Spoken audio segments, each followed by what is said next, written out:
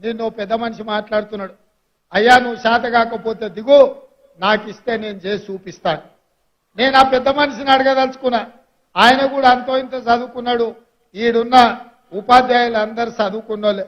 300 ఏళ్ల కింద ఔరంగజేబు అని ఉండేటోడు గుర్తుంది అనుకుంటా మీకు అందరికీ.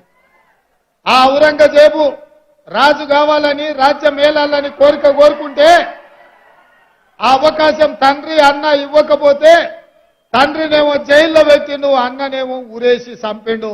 అప్పటి నుంచి వెన్నుపోటుకు మారు పేరు ఔరంగజేబు అని ఇవాళ చరిత్రలో ఉన్నది. ఇవాళ హరీష్ రావు కూడా మరో ఔరంగజేబు అవతారం ఎత్తాల్సిందే తప్ప 10 సంవత్సరాలు మీరే కదా అధికారంలో ఉన్నది. 10 ఏళ్లు మీ మామగారు ముఖ్యమంత్రిగా ఉన్నారు, మీరు ఆర్థిక మంత్రిగా, మీరు సాగునీటి పారుదల శాఖ మంత్రిగా ఉన్నారు. 10 ఏళ్లు మీరు పల్లికిలుచుకుంటూ గాలికి తిరిగినరా అని నేను అడుగుతున్నా. నిన్ను పెద్ద మనిషి మాట్లాడుతున్నాడు. అయ్యా నువ్వు శాత కాకపోతే దిగు, నాకు ఇస్తే నేను చేసి చూపిస్తాను. నేను ఆ పెద్ద మనిషిని అడగదలుచుకున్నా. ఆయన కూడా అంతో ఇంత చదువుకున్నాడు.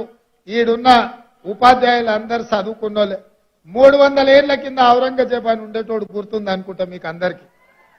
ఆ ఔరంగజేబు రాజు కావాలని రాజ్యం ఏలాలని కోరుకుంటే ఆ అవకాశం తండ్రి అన్న ఇవ్వకపోతే తండ్రినేమో జైల్లో పెట్టిండు, అన్ననేమో ఊరేసి చంపిండు. అప్పటి నుంచి వెన్నుపోటుకు మారు పేరు ఔరంగజేబు అని ఇవాళ చరిత్రలో ఉన్నది. ఇవాళ హరీష్ రావు కూడా మరో ఔరంగజేబు అవతారం ఎత్తాల్సిందే తప్ప 10 సంవత్సరాలు మీరే కదా అధికారంలో ఉన్నది.